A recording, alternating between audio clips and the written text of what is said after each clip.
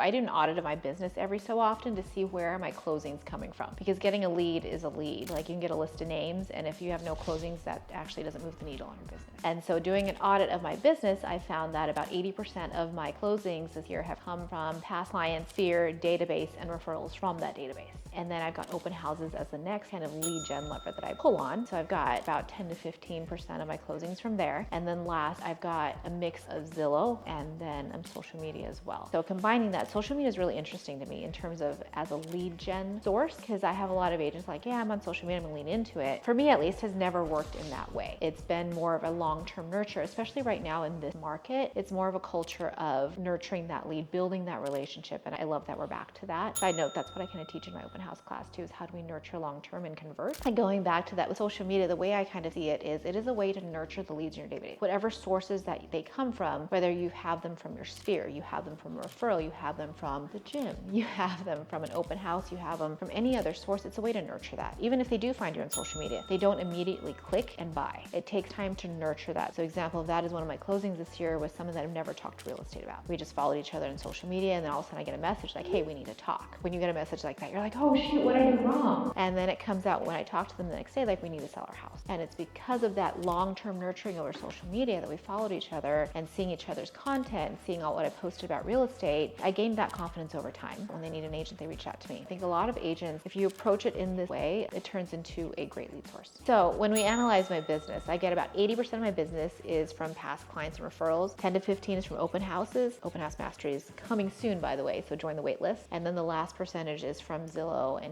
extra lead sources like social media.